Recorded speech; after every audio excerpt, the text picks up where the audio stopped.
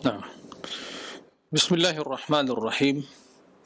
Assalamualaikum warahmatullahi wabarakatuh. Alhamdulillahi rabbil alamin. Wassalatu wassalamu ala ashrafil anbiya'i wal mursalin. Nabiyyina Muhammadin wa ala alihi wa sahbihi ajma'in wa man tabi'ahum bi ihsanin ila yaumiddin, amma ba'd. Allahumma faqihna fid din wa 'allimna at-ta'wil.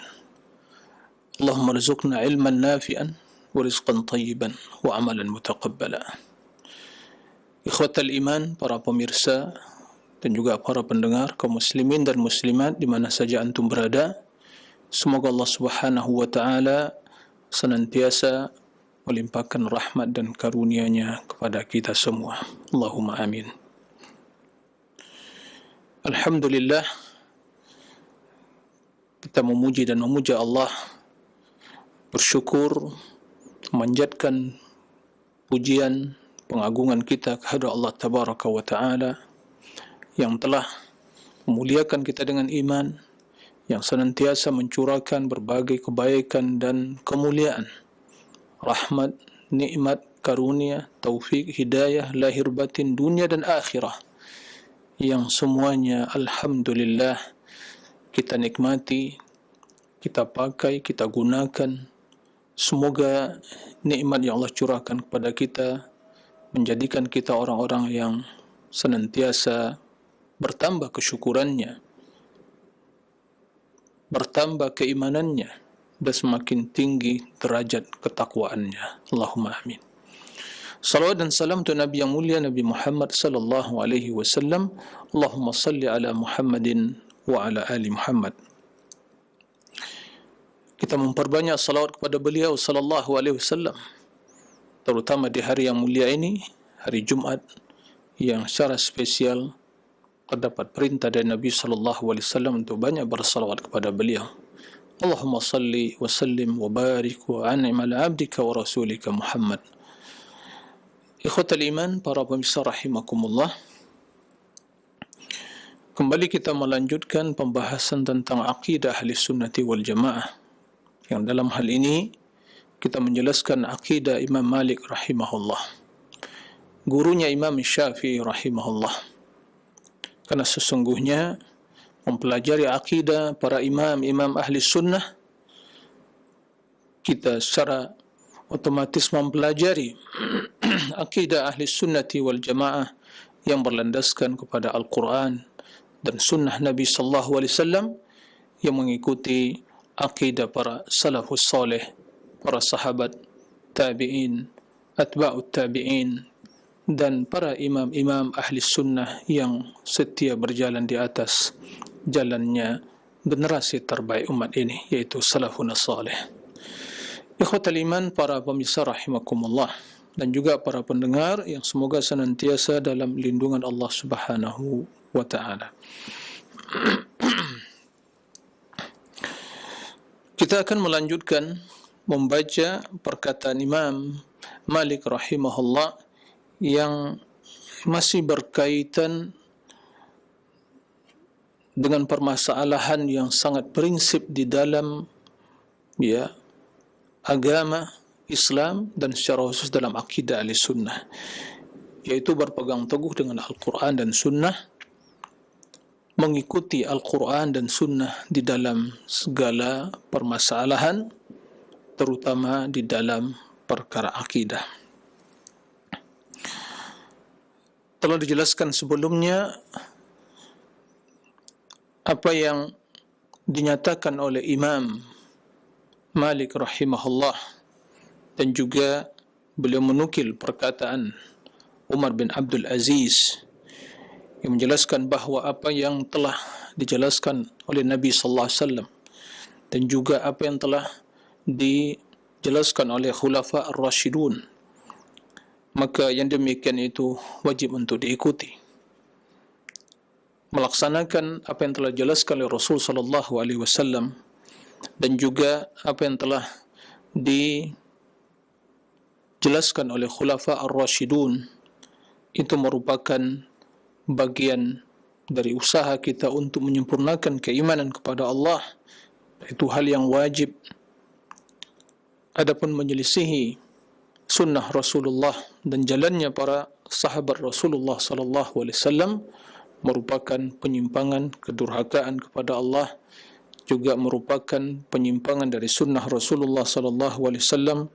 Yang demikian itu merupakan faktor utama kesengsaraan dunia dan akhirat, yang merupakan sebab utama kesesatan yang muncul baik secara individu atau perkara yang muncul, penyimpangan yang muncul di tengah masyarakat. Kemudian di antara pernyataan Imam Malik rahimahullah yang menjelaskan, yang mengandung seruan untuk berpegang teguh kepada Al-Quran dan sunnah Nabi sallallahu alaihi wasallam, apa yang diriwayatkan oleh Imam Ibn Wahab, salah seorang murid Imam Malik rahimahullah. Wa an Ibn Wahab qala Malikun al-hukmu hukmani, hukmun jaa bihi kitabullah wa hukmun ahkamathu sunnah. Qala wa mujtahidun ra'yahu fala'allahu yuwaffaq, aw mujtahidu ra'yihi fala'allahu yuwaffaq. Qala wa mutakallifun fata'ana alayhi. Wa fi riwayatin qala al-hukmu alladhi yahkumu aw yuhkamu bihi bayna an-nas hukmani, ma fi kitabillah aw ahkamathu as-sunnah, fadhalika al-hukmu al-wajib wa dhalika as-sawabu, wal hukmu alladhi yajtahidu fihi al-alim bi ra'yihi fala'allahu yuwaffaq, wa thalithun mutakallifun fama ahrahu alla yuwaffaq. Yang artinya Ibn Wahab menuturkan bahawa Malik mengatakan hukum itu ada dua.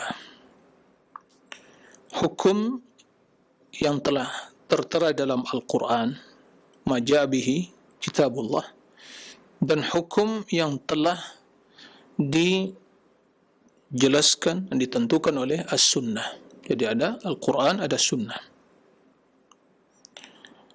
Perkara yang berkaitan dengan agama ini sumbernya Al-Quran dan Sunnah. Apa yang telah dijelaskan oleh Allah dalam Al-Quran, itulah hukum yang benar. Dan apa yang telah dijelaskan Rasul dalam Sunnah, itu juga hukum yang benar. Kemudian ada yang ketiga, mujtahidun ra'yi, ahli ijtihad, ulama yang berijtihad, berusaha untuk mengetahui hukum suatu permasalahan yang tidak tertera di dalam Al-Quran dan dalam hadis secara khusus, secara nyata.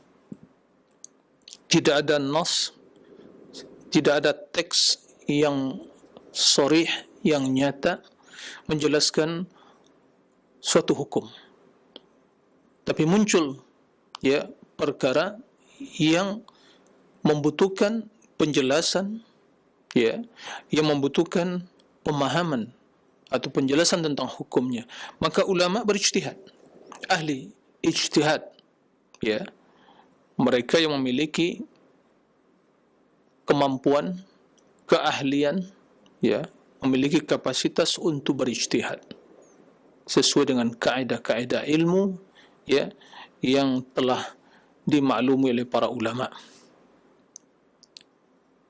Maka yang demikian itu, kata beliau, fala'allahu yuwaffaq, mudah-mudahan dia atau yang berijtihad tadi yuwaffaq, yaitu mendapatkan taufik. Kemudian yang ketiga, mutakallifun, yaitu seorang yang memaksakan dengan akalnya tidak memiliki kemampuan dalam mengkaji, membahas, menganalisa, tapi hanya semata-mata menggunakan logika, ya. Lalu dia berusaha untuk berijtihad. Mutakallib itu namanya takalluh. Dia tidak memiliki kapasitas untuk hal itu. Nah, kemudian memaksakan akalnya. Dia beranalogi, ya. Dia berusaha untuk mengetahui hukum. Itu namanya takalluh. Sementara hukumnya dalam Al-Quran telah jelas, dalam hadis telah jelas. Nah, jika tidak ada hukum secara nyata, sharih istilahnya, secara teks, dalilnya yang spesial menjelaskan hukum tersebut, maka ulama, para ahli ijtihad, berijtihad untuk mengetahui hukum tersebut. Maka demikian itu, ya, mudah-mudahan mereka mendapatkan taufik dari Allah karena mengikuti jalan yang benar, ya, berijtihad. Akan tapi seorang yang tidak memiliki keahlian, tidak memiliki keilmuan, tidak memiliki kemampuan, tidak memiliki kapasitas untuk berijtihad, orang jahil, ya, memaksakan diri untuk berbicara dalam ilmu, maka demikian itu, ya, Imam Malik mencelahnya. Wata'ana bihi. Maka Imam Malik mencela orang yang seperti itu, ya. Jadi kalau kita ingin, ya, mengklasifikasikan bahwa orang yang berbicara dalam ilmu itu ada 3 golongan. Yang pertama, yang berbicara dalam ilmu yang bersumberkan Al-Quran dan hadis. Maka apa yang telah terdapat dalam Al-Quran diikuti, apa yang telah terdapat dalam hadis diikuti. Jadi landasannya adalah Al-Quran dan hadis yang telah jelas, ya, yang sharih dalam istilah bahasa Arabnya, nyata hukumnya, maka itu diikuti. Tidak ada pilihan lain dalam hal tersebut.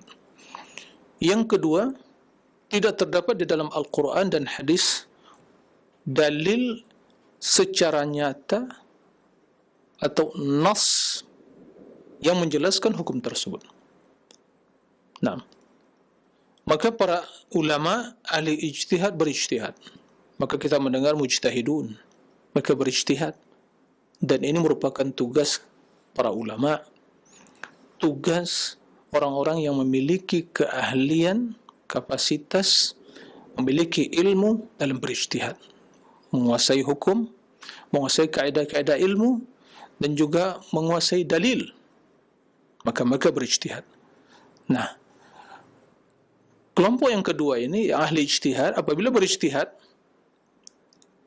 yang berlandaskan keilmuan yang matang, menguasai kaedah-kaedah ijtihad, menguasai, ya, hukum-hukum atau, ya, ilmu alat yang itu dimiliki oleh seorang mujtahid, memahami bahasa Arab, memahami kaedah fikih dan usul fikih, ya, menguasai dalil. Nah, kemudian dia bersungguh-sungguh untuk, ya, memahami hukum tersebut. Nah, makin demikian itu sungguh diharapkan dia itu mendapatkan taufik dalam ijtihadnya. Adapun yang ketiga, orang yang tidak memiliki ilmu, tidak memiliki kapasitas keilmuan, kemudian dia berusaha memaksakan diri untuk memahami dan berbicara urusan agama. Ini namanya mutakallif, memaksakan diri. Makin demikian itu sungguh tidak akan mendapatkan taufik dari Allah. Maka Imam Malik mencela kelompok yang ketiga ini. Ikhwatul iman, para pemirsa kaum muslimin yang dimuliakan Allah Subhanahu wa taala. Dalam riwayat lain, ya, Imam Malik mengatakan hukum yang dijadikan sebagai landasan di dalam menghukumi, ya, perkara di antara kaum muslimin, manusia itu ada 2. Yang tertera di dalam Al-Quran, ma ja'a fi kitabillah, yang terdapat dalam Al-Quran, ya. Dan yang kedua, mahkamathus sunnah, yang telah dijelaskan secara nyata dan, ya, oleh sunnah. Itu hadis Nabi sallallahu alaihi wasallam. Jadi Imam Malik ingin menjelaskan bahawa bila terdapat perkara di antara atau muncul perkara di kalangan kaum muslimin, perselisihan, perbedaan atau hukum atau masalah yang muncul yang membutuhkan penjelasan hukum, ya, membutuhkan ya hukum yang harus diketahui tentang masalah tersebut, maka dikembalikan kepada qala Allah wa qala Rasul. Jika terdapat dalam Al-Quran, maka itulah hukumnya. Jika tidak, dilihat as-sunnah, maka bila terdapat penjelasan as-sunnah, maka itulah yang menjadi hukum. Kemudian fadzalikal hukm al-wajib wa dzalikal shawab, yang terdapat dalam Al-Quran dan dalam hadis itulah yang wajib untuk diikuti dan itulah yang benar, ya. Kemudian yang ketiga, wal hukm alladhi yajtahidu fihi al-alim bi ra'yihi fala'allahu yuwaffaq. Hukum yang ketiga adalah ya, seorang yang alim, ahli ilmu, berijtihad dalam perkara yang muncul di kalangan kaum muslimin bi ra'yihi, dengan ya, dengan akalnya, fala'allahu yuwaffaq, maka mudah-mudahan mujtahid tersebut mendapatkan taufik. Nah, wa thalithun, dan yang ketiga, mutakallifun, itu yang memaksakan diri. Ya, dia tidak memiliki kemampuan untuk berijtihad kemudian memaksakan diri. Ini banyak ya tipikal manusia yang seperti ini di zaman sekarang ini, tidak memiliki ilmu tapi berbicara tentang urusan agama, ya. Maka hukum yang muncul, pernyataan yang muncul, ya, pernyataan dan hukum yang bertentangan dengan ya apa yang dijelaskan oleh Allah dan Rasulnya, dan juga apa yang dijelaskan oleh para ulama berdasarkan kaedah-kaedah ilmu yang benar.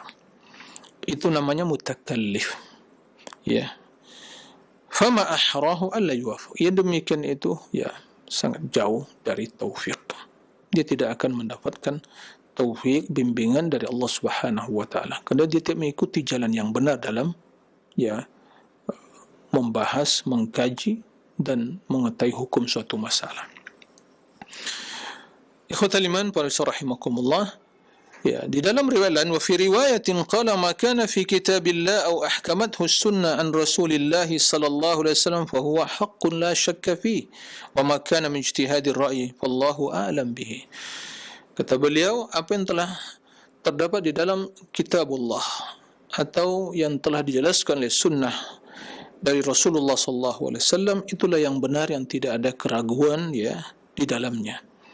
Adapun ijtihad, ya, ijtihad ra'yi, ijtihad seorang ulama, ya, seorang yang alim, maka fallahu a'lam bihi, Allah yang mengetahui tentang kebenarannya.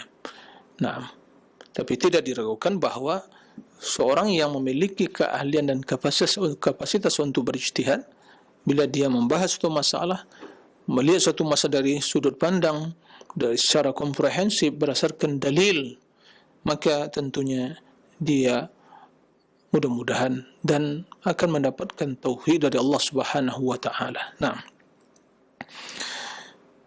kesimpulan dari ungkapan Imam Malik yang diutarakan tadi, bahawa wajib bagi kita untuk kembali kepada Al-Quran dan juga kepada sunnah Rasulullah sallallahu alaihi wasallam, dan tidak menggunakan akal semata dan logika ya, di dalam beragama.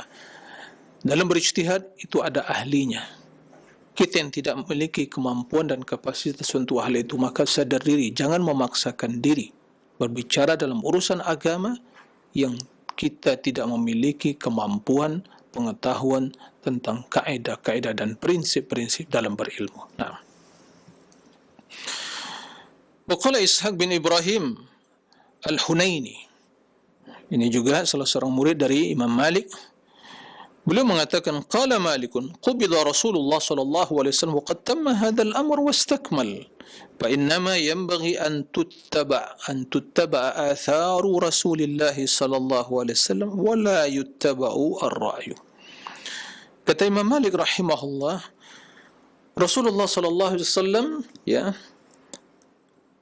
telah wafat, ya, wa qad tamma hadha al-amr wastakmal, dan sungguh telah sempurna, ya, telah lengkap dan sempurna urusan agama ini. Nah, maka yang harus dilakukan adalah antuttaba'a Rasulullah, untuk diikuti, ya, mengikuti hadis-hadis Rasulullah sallallahu alaihi wasallam. Wala yuttaba'a, bukan pendapat, bukan logika, bukan akal yang diikuti. Naam. Dan ini sebagaimana firman Allah Subhanahu wa taala, "Al-yawma akmaltu lakum dinakum wa atmamtu 'alaikum ni'mati wa raditu lakum al-Islam madina." Telah disempurnakan. Ya, ayat tersebut turun di waktu haji wada, haji terakhir yang dilakukan Nabi sallallahu alaihi wasallam, menjelaskan kesempurnaan agama, ya, kesempurnaan nikmat yang Allah karuniakan kepada umat Islam, dan nikmat yang terbesar adalah sempurnanya agama, sehingga tidak membutuhkan tambahan dan juga apalagi pengurangan setelah lengkap. Maka yang wajib untuk dilakukan adalah mengikuti apa yang telah tertera dalam Al-Quran dan yang tertera dalam hadis Nabi SAW. Tidak, ya, menggunakan logika atau akal-akalan dalam beragama. Naam, kita menggunakan akal dalam beragama, tapi tidak boleh mengakal-akali agama. Ya, tidak boleh meninggalkan dalil dengan alasan akal tidak menerima, akal tidak memahami. Yang wajib diikuti hadis Rasulullah, sementara akal kita itu diikuti bila sesuai dengan kebenaran. Tapi kita menggunakan akal dalam memahami Al-Quran, dalam memahami hadis. Dan kita harus menggunakan akal dan tidak boleh, ya, menghakimi agama dengan akal, dengan pendapat kita.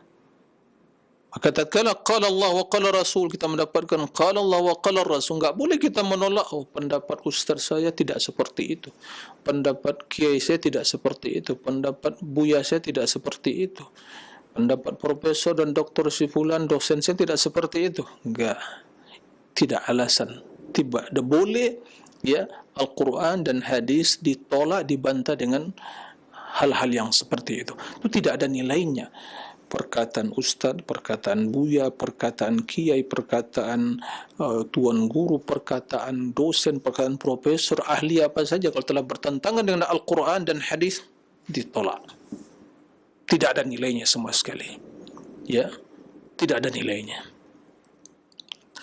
Baik.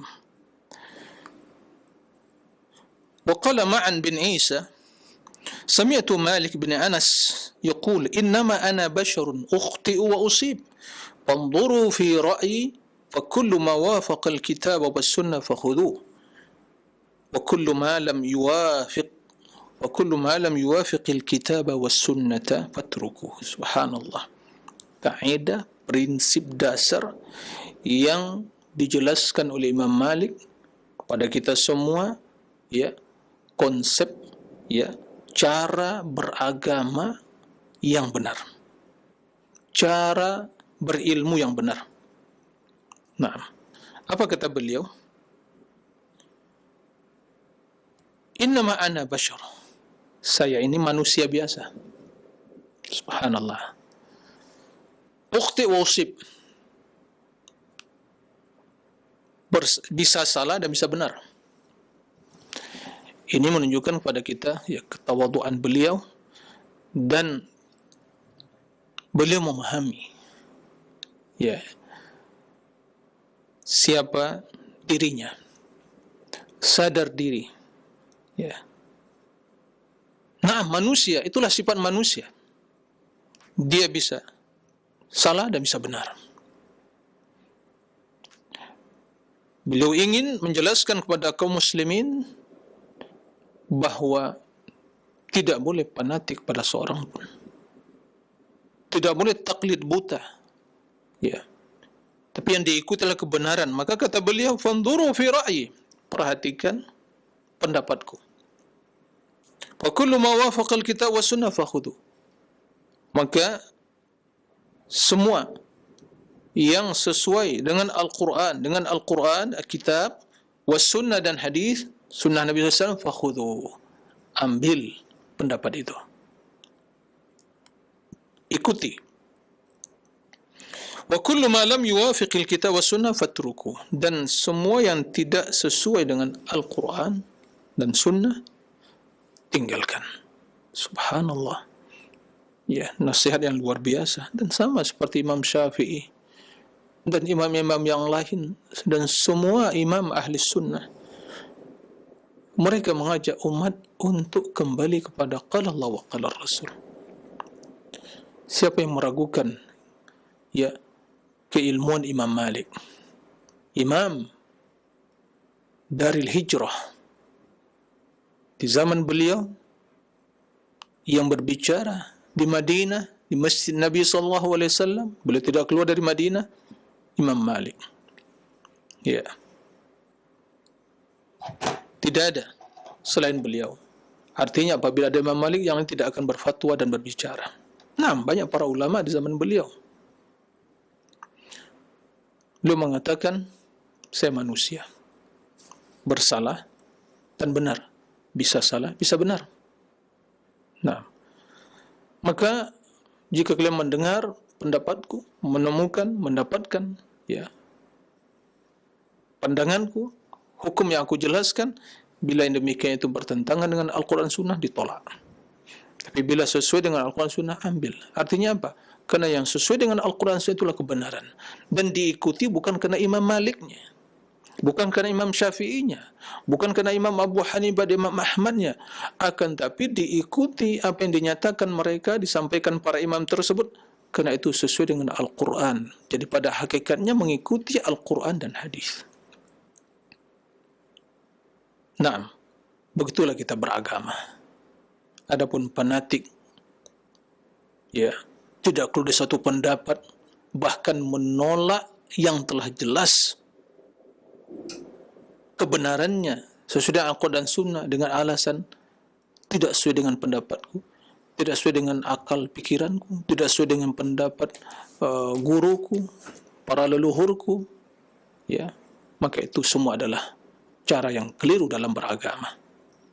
Itu tidak akan mendidik umat di atas kebenaran, tunduk pada kebenaran, tapi hanya mendidik umat di atas fanatisme dan kejumudan, ya, jumud dalam berpikir, dan akan melahirkan ya sikap fanatisme yang akan ya menimbulkan berbagai ya kerancuan dan penyimpangan serta kesesatan di dalam beragama. Karena kebenaran yang absolut itu milik Allah dan Rasulnya. Adapun pendapat manusia, itu hal yang relatif. Karena manusia bersalah dan benar. Nah, beliau juga mengatakan, wa kana yaqulu laisa ahadun ba'da an-nabi sallallahu alaihi wasallam illa yu'khadh min qawlihi wa yutrak illa an-nabi sallallahu alaihi wasallam. Tidak seorang pun ba'da an-nabi, ya, setelah Nabi sallallahu alaihi wasallam, siapapun dia, ya, siapapun, para sahabat, tabi'in, atba'ut tabi'in, ya, apalagi manusia setelah mereka, apalagi manusia di zaman sekarang ini yang lebih dominasi dengan hawa nafsu, ya. Nah, siapapun setelah Nabi SAW, illa wa yu'khad min qawli wa yutrak, bisa diterima perkataannya, bisa ditolak, ya. Jika perkataannya benar, ya diterima. Jika pendapatnya, pernyataannya keliru, ya ditolak. Yang tidak boleh ditolak dan wajib untuk diikuti An-Nabi sallallahu alaihi wasallam, illa Nabi, kecuali Nabi sallallahu alaihi wasallam. Karena beliau maksum. Yang keluar dari mulut beliau adalah wahyu. Ma kharaja min fi illa al-haq, kata beliau sallallahu alaihi wasallam. Tidak yang keluar dari mulutku kecuali kebenaran. Dan Allah yang menyatakan, wa ma yantiqu anil hawa in huwa illa wahyu yuha. Tidaklah Muhammad sallallahu alaihi wasallam berbicara dengan hawa nafsu. Yang disampaikan adalah wahyu diturunkan kepadanya.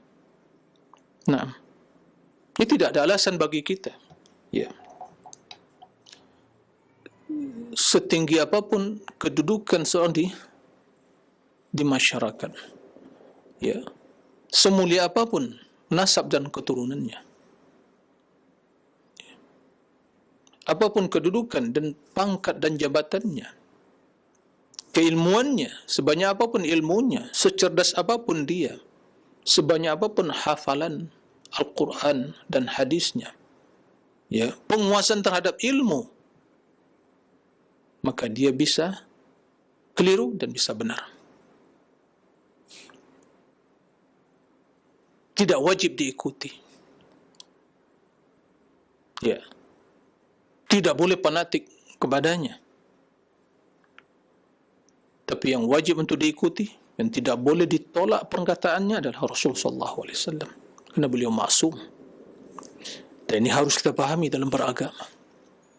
Muncul berbagai penyimpangan, kekeliruan, terkadang kita mendapatkan. Ya. Seorang menolak hal yang telah nyata dalam Al-Quran, menolak sesuatu yang telah jelas nyata dalam hadis dengan alasan apa? Tidak sesuai dengan akal. Alasan apa? Dahulu saya belajar tidak seperti itu. Subhanallah, dahulu ustadku mengajarkanku, buyaku, kiaiku mengajarkan tidak seperti itu. Doktor, profesor, ahli dalam bidang ini tidak mengatakan seperti itu. Ya, subhanallah, siapa mereka? Ya. Maka jangan dilihat titel-titel yang akademik seperti itu. Profesor kah, doktor kah, macam-macam. Oh, ini kan alumni kampus ini.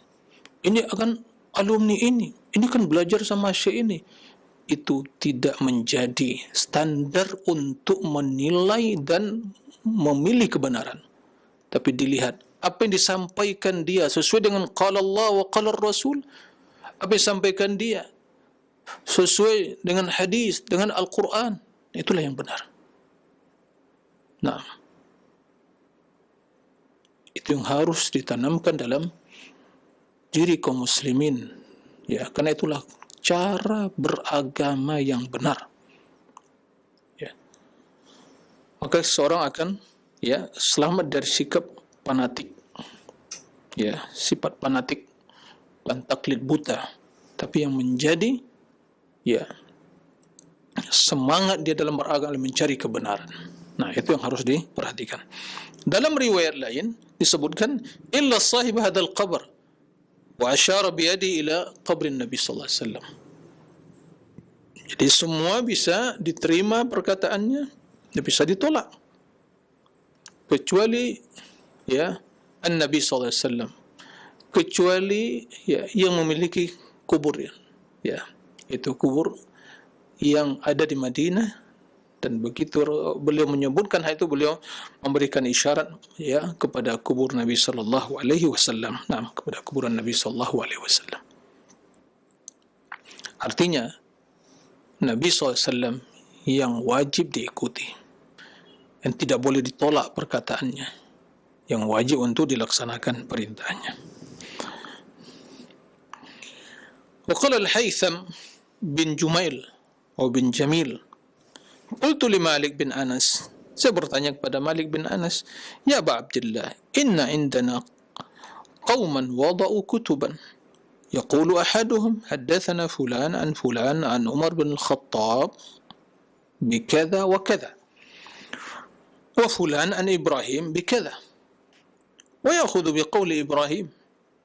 قال مالك وصح عندهم قول عمر.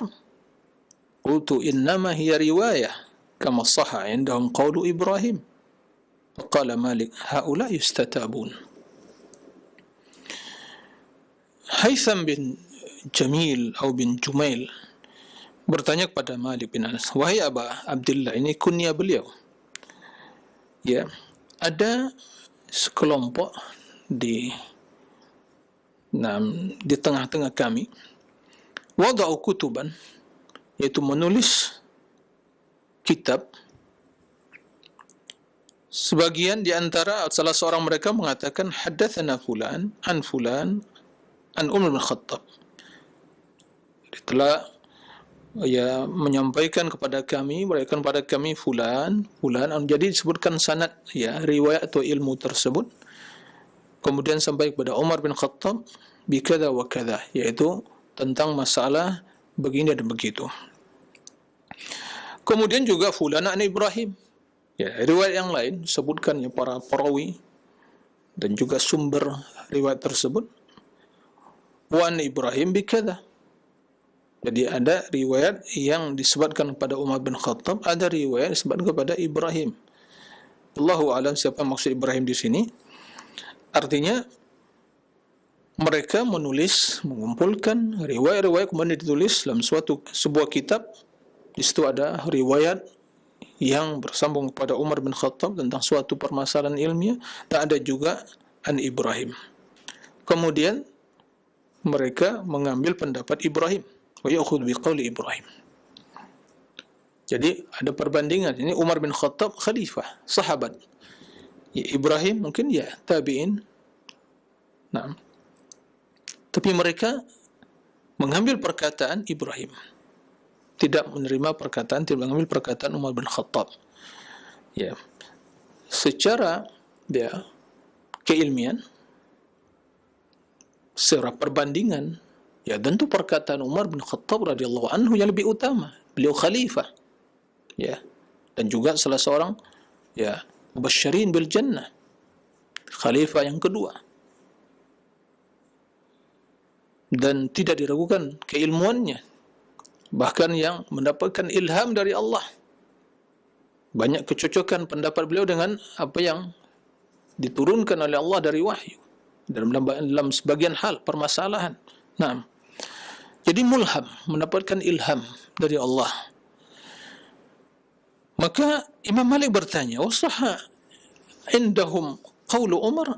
Apakah perkataan Umar itu sahih dalam riwayat mereka nukilkan? Qultu innama hiya riwayah kama sahha indahum qaulu Ibrahim. Itu hanya sekadar riwayat, sebagaimana juga sahih ya dalam riwayat yang mereka nukilkan perkataan Ibrahim. Jadi keduanya sahih. Ya. Riwayat dari Umar sahih, kemudian juga riwayat dari Ibrahim sahih. Tapi mereka memilih pendapat Ibrahim, meninggalkan pendapat, tidak menerima pendapat Umar. Ya, sementara secara kualitas keilmuan, ya, tentunya perkataan Umar bin Khattab radhiyallahu anhu yang lebih utama untuk diterima, untuk diikuti. Maka kata Imam Malik, "Wa ulai yustatabun." Mereka itu disuruh bertaubat. Nah, keliru mereka itu. Ya. Kenapa demikian? Jika seandainya kedua riwayat tersebut dari sahabat mungkin Abu Bakar dan Umar, ya mereka sama kedudukan. Ya, artinya mereka adalah sahabat.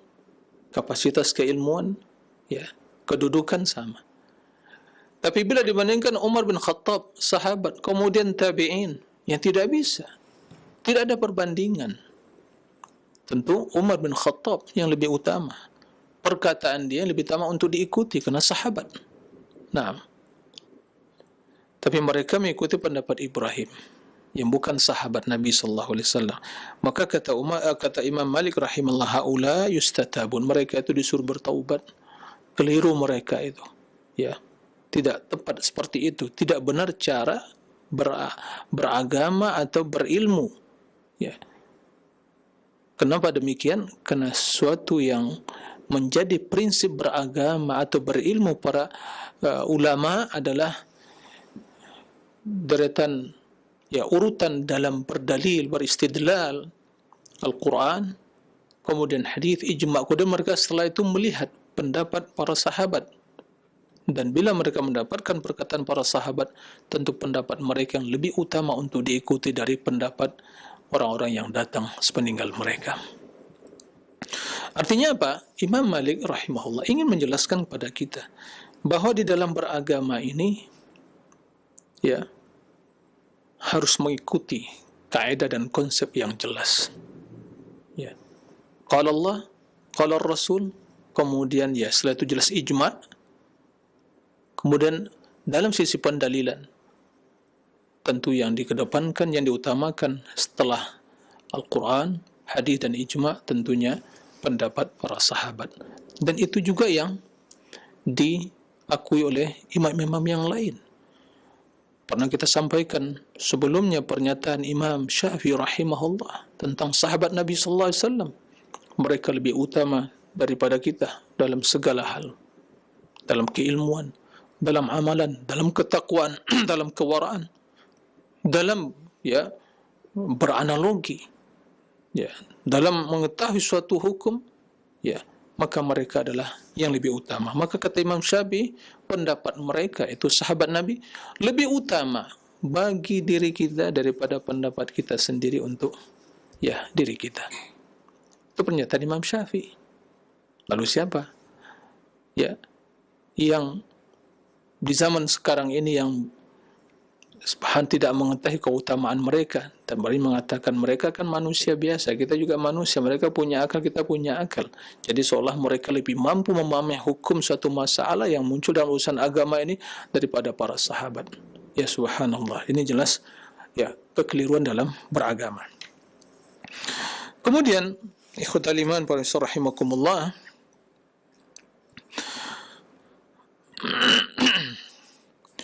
Imam Malik bin Anas menuturkan, lama haji Abu Ja'far al-Mansur da'ani, khalifah, Abu Ja'far al-Mansur da'ani, kemudian khalifah Abu Ja'far al-Mansur memanggil saya, kata Imam Malik. Padakhaltu alaihi fahdathu, kemudian aku menjumpai dia dan berbicara dengannya.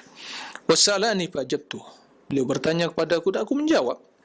Faqala inni qad azamtu an amura bi kutubika hadhihi allati wada'taha, yani al-muwatta, fatunsakhu nusakha, thumma ab'athu ila kullin min amsar al-muslimin minha nuskhatan wa amuruhum an ya'malu bima fiha la yata'addawna ila ghairihi wa yad'u ma siwa dhalika من هذا العلم المحدث فإني رأيت أصل العلم رواية المدينة وعلمهم. قال فقلت يا أمير المؤمنين لا تفعل هذا فإن الناس قد سبقت إليهم أقاويل وسمعوا أحاديث ورووا روايات وإن ردهم عما قد اعتقدوه شديد فدع الناس وما هم عليه وما اختار كل أهل بلد منهم لأنفسهم. فقال لعمري لو طاوعتني على ذلك لأمرت به. Kata Imam Malik, tatkala Abu Ja'far al-Mansur datang dalam rangka haji, menunaikan haji, tentunya mampir di Madinah, da'ani, dia memanggilku dan aku menjumpainya dan berbicara dengan khalifah. Wasalani, kemudian bertanya, aku menjawab, fajabtu. Kemudian kata Abu Ja'far al-Mansur, inni azamtu an amura bi kutubika hadhihi allati wadat.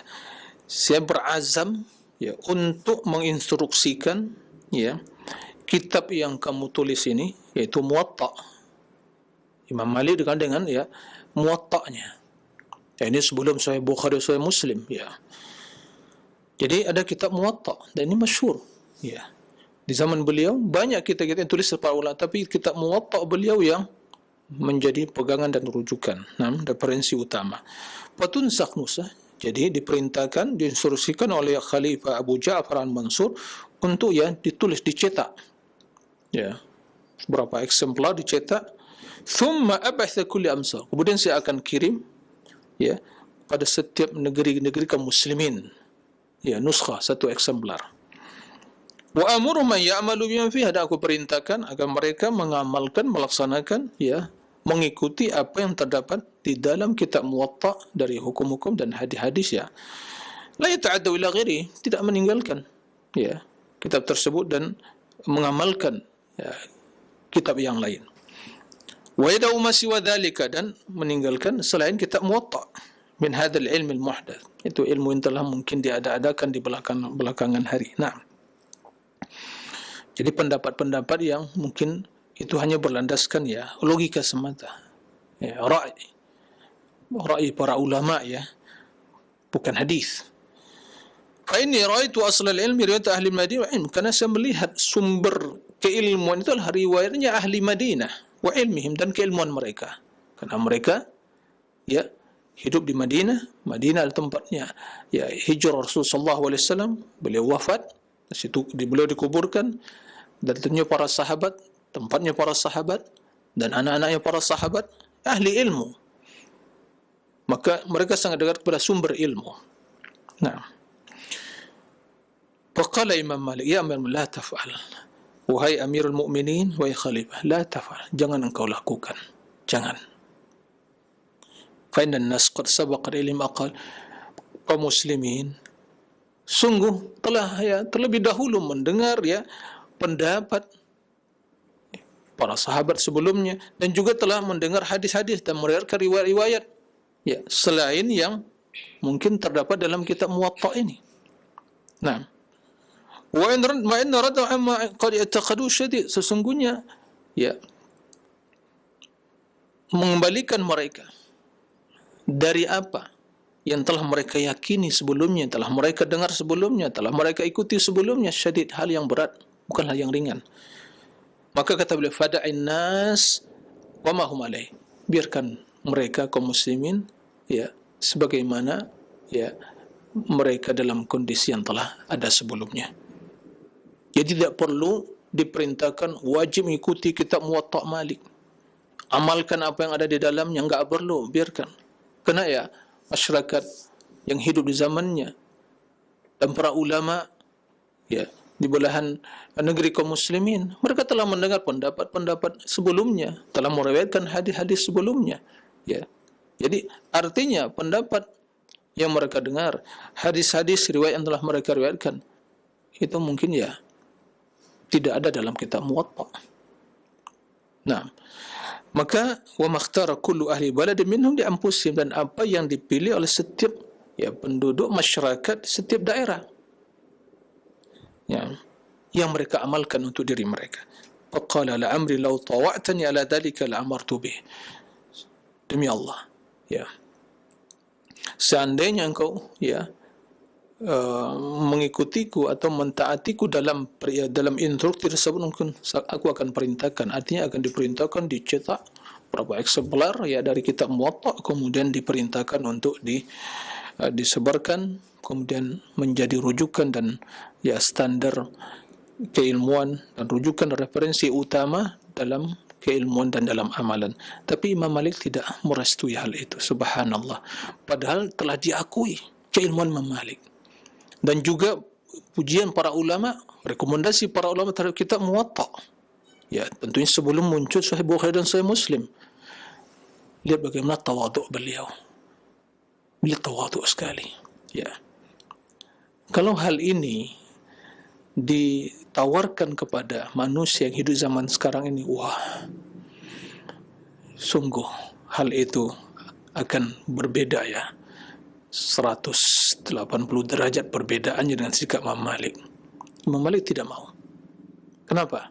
Karena mereka mengetahui. Beliau mengetahui keilmuan itu luas, riwayat itu banyak. Para ulama alhamdulillah mereka mendengar hadis, meriwayatkan hadis dari Rasul, ya, juga riwayat dari para sahabat. Ya, kenapa manusia harus ya diikat dengan satu ya, diwajibkan hanya untuk mengikuti satu referensi saja? Ini malah akan menimbulkan fanatisme. Ya. Tapi beliau sebagaimana dalam wasiat yang sebelumnya telah kita baca, apa yang aku katakan, apa yang telah aku pendapat yang aku katakan, lihat, jika sesuai dengan Al-Quran ikuti, jika tidak tinggalkan. Tapi wajib mengikuti ya pendapat yang telah sesuai dengan Al-Quran dan hadis. Wajib mengikuti perkataan Nabi sallallahu alaihi wasallam.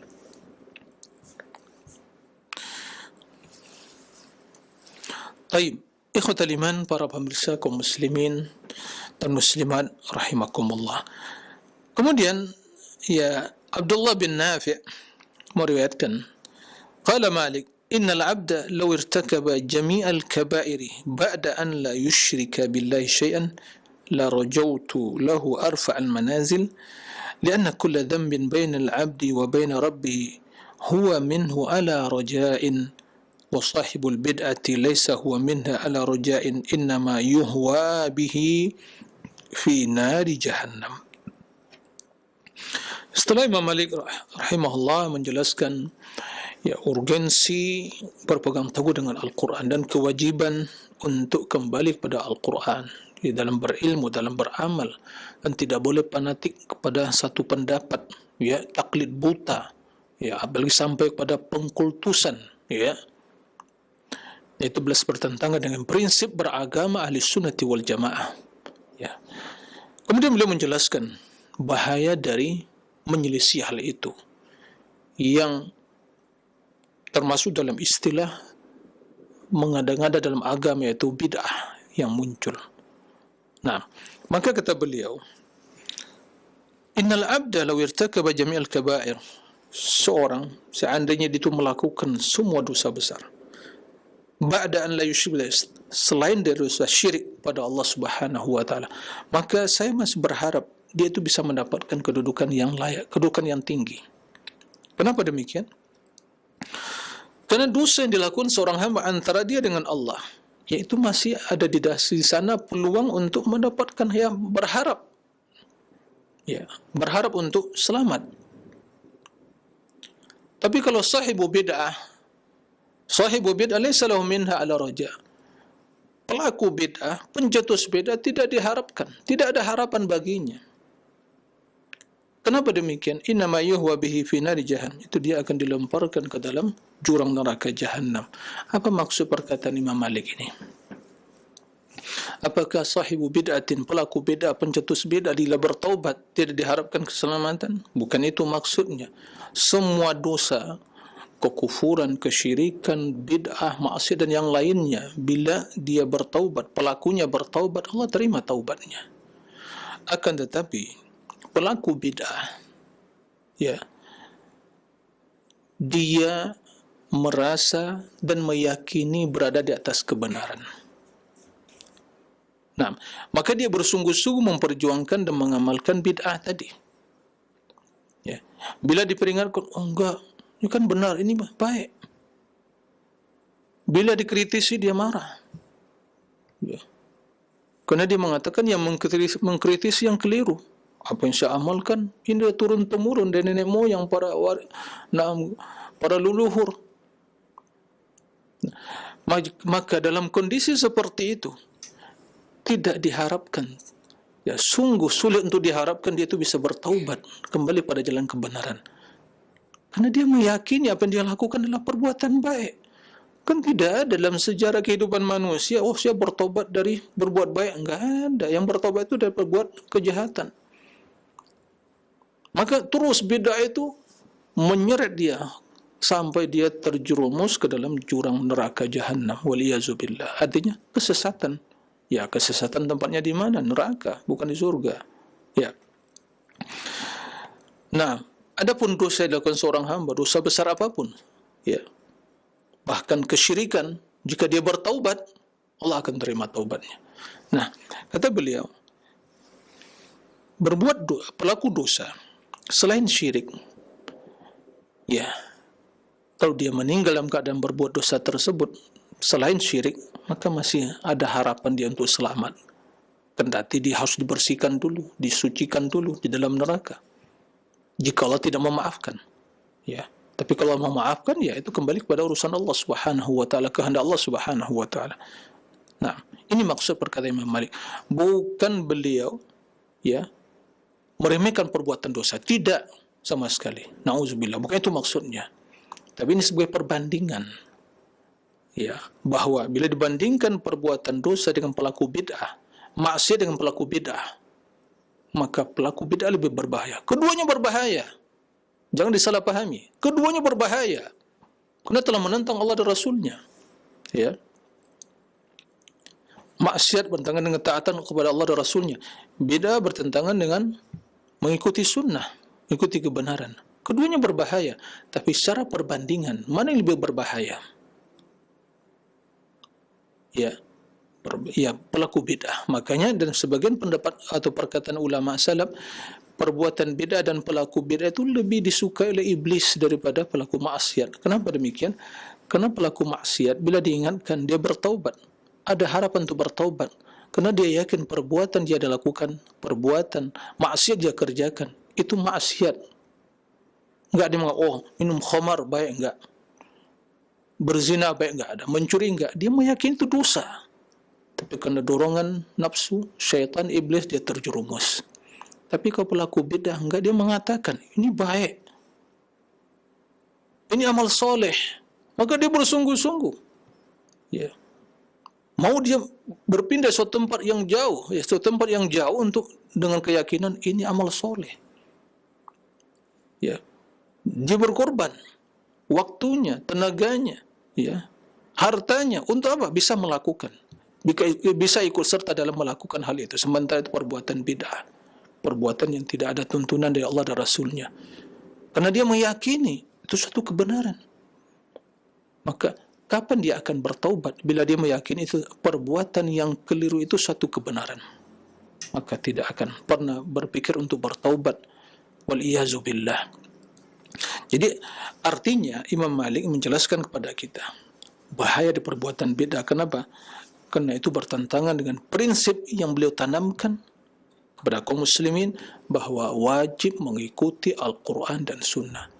Dan tentunya konsekuensinya adalah larangan dari mengikuti selain Al-Quran dan Sunnah, atau dengan ungkapan lain, larangan dari mengada-ngada atau berbuat bid'ah dalam urusan agama ini. Ya, ikhwatal iman, rahimakumullah, dan juga para pendengar, ya, itulah yang bisa disampaikan pada kesempatan pagi yang mulia ini. Mudah-mudahan bermanfaat. Semoga kita senantiasa dalam lindungan Allah, taufik dan hidayah dari Allah Subhanahu wa taala. Allahumma amin. Demikian, wallahu a'lam. Baik Ustaz, barakallahu fikum wa jazakallahu khairan. Terima kasih atas keluangan waktu yang Ustaz berikan untuk kembali kami menimba ilmu dan pelajaran yang bermanfaat dari Ustaz di kesempatan pagi hari ini. Semoga Allah senantiasa melimpahkan taufik dan keberkahan bagi kita semuanya untuk bisa memahami dan mengamalkan ilmu ini. Selanjutnya kami akan memberikan kesempatan bagi Anda yang bertanya seputar pembahasan. Bisa bertanya langsung kepada Ustadz via telepon. Sebutkan nama Anda dan dari mana Anda berasal. Mulai sekarang kami buka untuk layanan telepon. Silakan. Halo. Halo, assalamualaikum warahmatullahi wabarakatuh. Waalaikumsalam warahmatullahi wabarakatuh. Ibu dengan siapa, di mana? Dari Umu Iqbal di Padang, Ustaz. Silakan Ibu. Iya, begini Ustaz. Di tempat kami sebagian besar, boleh dikatakan mayoritas masyarakatnya itu banyak melakukan memang bid'ah, syirik dan yang lainnya. Jadi di sini kami menanyakan bagaimana caranya untuk mengajak saudara kita untuk kembali ke jalan yang benar gitu, Ustaz. Dengan mengetahui secara garis besar akidah seorang guru gitu, Ustaz. Nah, akidah seorang guru, orang awam bagaimana dia mengetahui akidah guru itu benar gitu, secara garis besarnya. Assalamualaikum warahmatullahi wabarakatuh. Waalaikumsalam warahmatullahi wabarakatuh. Semoga bisa disimak Ustaz. Silakan.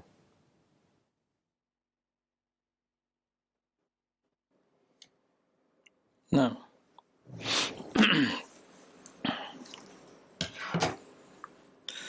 ya, terima kasih kepada Umu Iqbal di Padang, ya. Barakallahu fi atas pertanyaan. Jadi intinya bagaimana kita mengajak saudara kita atau kaum muslimin kepada jalan yang benar. Tadi disebutkan ya bagaimana mayoritas masyarakat dalam kondisi seperti yang diutarakan tadi, masih banyak belum mengenal sunnah, masih banyak mungkin melakukan ritual-ritual yang bertentangan dengan hadis, dengan sunnah, bahkan mungkin akidah-akidah yang bertentangan dengan akidah yang tertera dalam Al-Quran dan hadis. Ya, tentu banyak sebab kenapa itu muncul, ya. Pertama mungkin ya karena tidak disampaikan. Ya. dari dahulu turun-temurun akidah yang disampaikan ya turun-temurun dari para leluhur atau akidah-akidah ahlul kalam, ya, bukan akidah yang diajarkan Rasul pada para sahabat ya mewariskan pada generasi selanjutnya, itu akidah salafus salih, akidah ahli sunnati wal jamaah, ya. Kendati mungkin secara casingnya namakan juga ya dibungkus dengan casing dan istilah ahli sunnah wal jamaah, tapi ternyata yang diajarkan bukan akidah ahli sunnati wal jamaah, akidah ahlul kalam. Nah, sehingga berakibatkan kepada muncul berbagai pemahaman yang keliru, ya, dan muncul berbagai tradisi dan juga ya yang bertentangan dengan Al-Quran dan hadis. Nah, cara mendakwakan adalah pertama ya kita sebanyak berdoa berdoa kepada Allah Subhanahu wa taala, semoga Allah Subhanahu wa taala memberikan hidayah kepada mereka. Yang pertama, Rasul sallallahu alaihi wasallam ya di dalam strategi dalam berdakwah beliau adalah beliau juga mendoakan, ya, berdoa kepada Allah Subhanahu wa taala agar kaum ya mungkin mereka kaum jahiliyah, kabilah-kabilah Arab yang belum mendapatkan petunjuk itu agar mereka mendapatkan hidayah. Allahumma hadi ya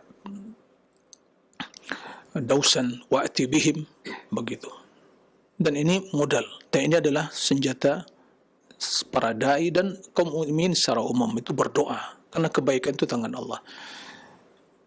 Allah yang menanamkan hidayah pada diri kita sehingga kita mengenal tauhid, mengenal akidah. Sebagaimana mereka juga sesat dengan izin Allah, tapi tentunya Allah tidak merestui hal itu.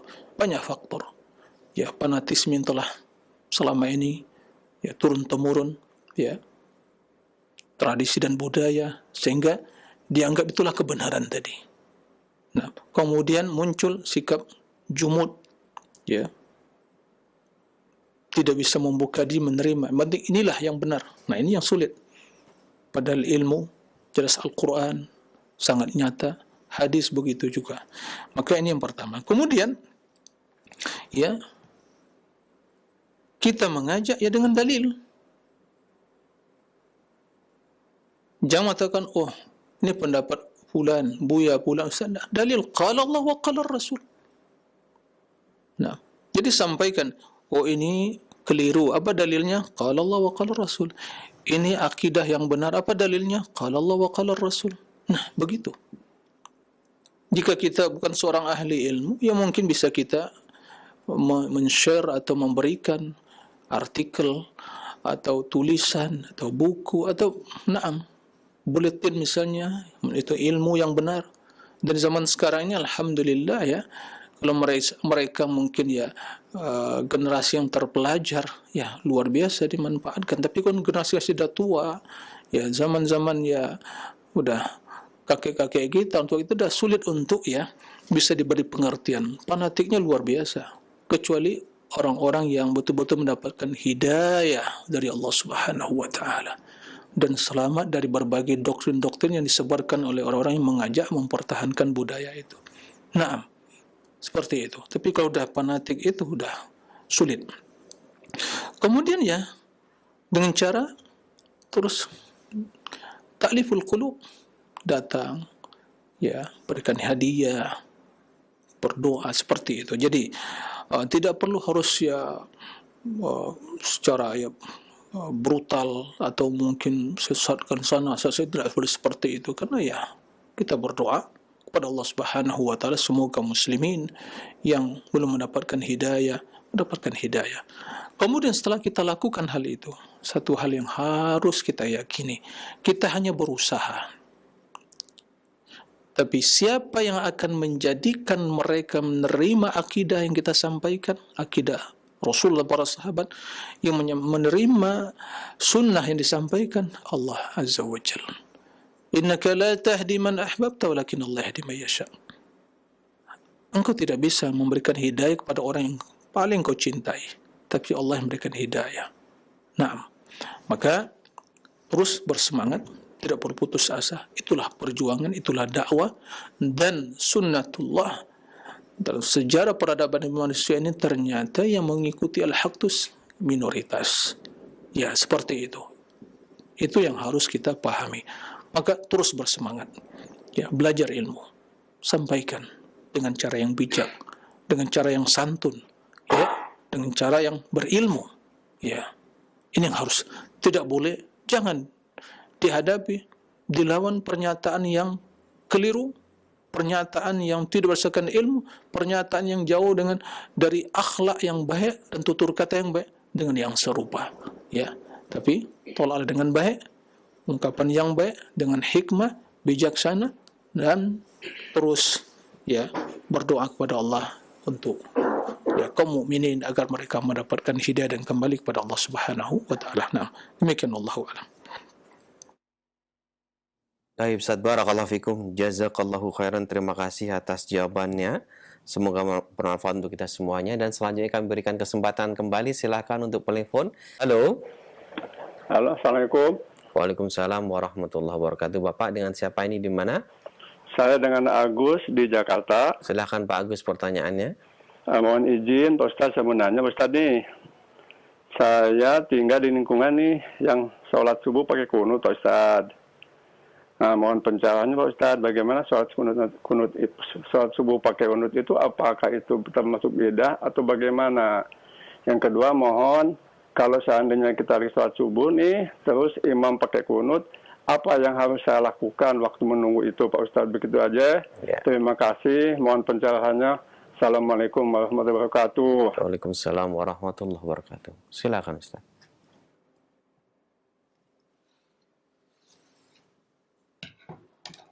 Ya, terima kasih kepada Pak Agus ya di Jakarta. Barakallahu fiik. Semoga senantiasa dalam lindungan Allah Subhanahu wa taala. Beliau tinggal di lingkungan kaum muslimin yang salat subuh berkunut. Apakah bid'ah? Tidak. Ya. Ini perkara yang terdapat perbedaan di kalangan para ulama. Secara khusus di madhab Syafi'i, mereka ya itu memilih pendapat yang berkunut tadi. Bahkan sebagian sampai mewajibkan, ya. Nah, seperti itu. Jadi ini khilaf di kalangan para ulama yang udah ya klasik ya. Dan kita tidak perlu meributkan hal itu.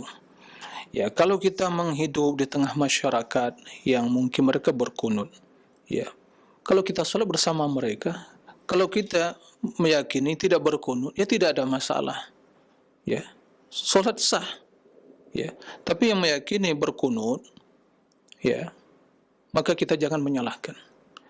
Ya, kendati mungkin kalau mungkin cara berkunutnya ya keliru, kita sampaikan seperti itu ya. Nah, jadi intinya, tapi kalau saya secara pribadi tidak berkunut, kendati ya mengetahui khilaf tersebut, pendapat Syafi'i dan Syafi'iyah dan para ulama lain tidak ya berkunut, karena mereka mengatakan bahwa hadis yang menjelaskan bahwa Nabi berkunut terus menerus di waktu pagi ternyata lemah. Ya, tapi mereka mungkin ya yang berkunut masih mungkin bisa ya memegang hadis tersebut. Jadi intinya Pak Agus barakallahu dan juga kaum muslimin yang lain, jika sholat bersama kaum muslimin dan sholat berjajangan beralasan kena berkunut tidak datang mungkin ke masjid, keliru. Ya, jika sholatnya ya tertib, tapi ya mereka berkunut, ya ikuti sholat. Jika mungkin Bapak meyakini bahwa itu hal-hal khilafiyah, ya kalau ingin juga ikut berkunut tidak ada masalah. Tapi jika tidak, saya tidak saya memilih pendapat tidak berkunut, ya tunggu saja ya, tidak perlu mengangkat tangan, ya tunggu sampai selesai mereka berkunut, kemudian ikut ya ruku ya, bersama mereka, seperti itu. Kemudian tidak perlu diributkan masalah ini, ya tidak perlu. Ini permasalahan yang tidak boleh saling yang menjadikan sebagai untuk saling membedahkan, saling menyesatkan, tidak. Ini masalah khilaf di kalangan para ulama yang kita ya mungkin bertoleransi dalam hal ini. Bagi meyakini itu ya mungkin yang tidak sahih hadisnya, ya silakan tidak berkunut.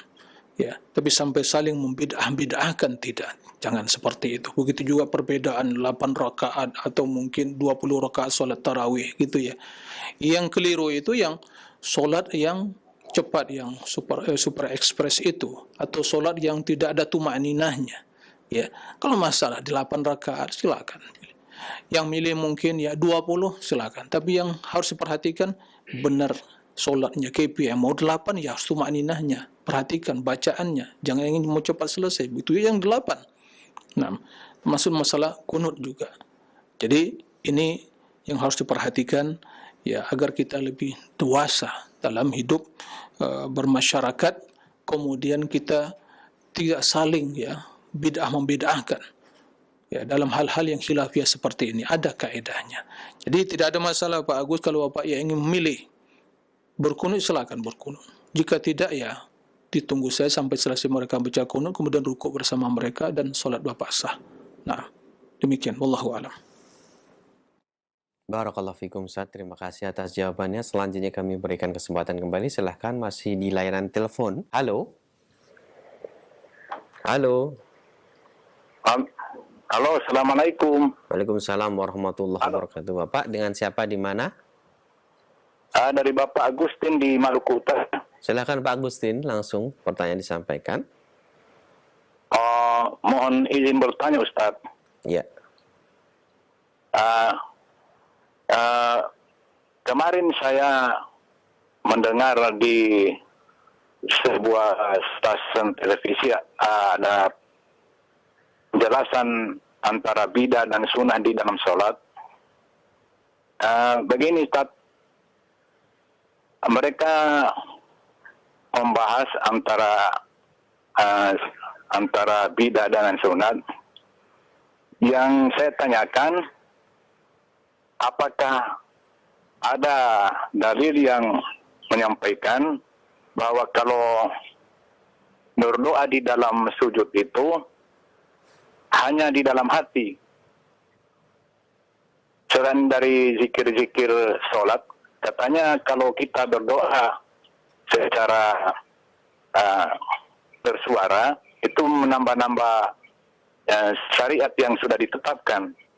Jadi kalau katanya kalau untuk menambah doa kita setelah doa-doa zikir dalam sholat itu di dalam hati saja. Saya tanyakan apakah ada dalil berdoa di dalam hati, terutama di dalam sujud. Baik. Demikian pertanyaan saya. Mohon penjelasan dari Ustaz. Semoga ilmu kami bisa bertambah Ustaz. Barakallahu fiik. Wassalamualaikum warahmatullahi wabarakatuh. Waalaikumsalam warahmatullahi wabarakatuh. Silakan Ustaz.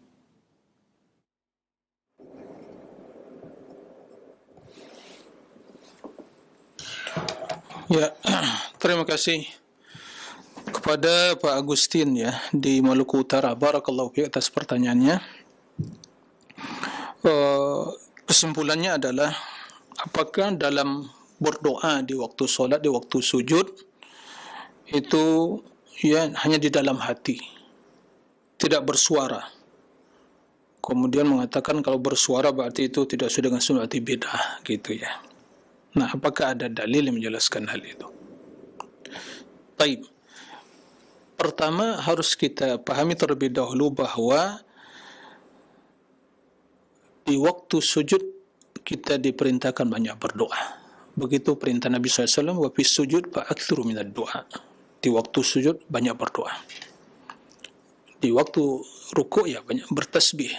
Kendati juga boleh berdoa. Nah, tapi secara khusus di waktu sujud perbanyak berdoa. Karena Nabi mengatakan aqrab ma yakunu al-'abdu min rabbih wa huwa sajid. Jadi posisi seorang hamba yang paling dekat kepada Allah di waktu salat itu waktu sujud. Nah, kita dalam salat berdialog. Ya, baca Al-Fatihah. Kemudian kita memuji Allah.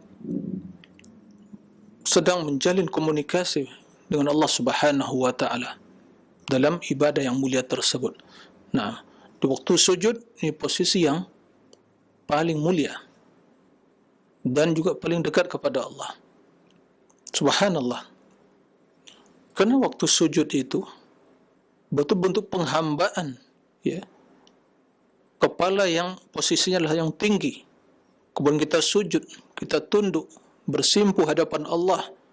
Kendati kita merendahkan kepala, kita sujud, tapi hati kita tertuju pada yang maha tinggi, zatnya di atas arasy.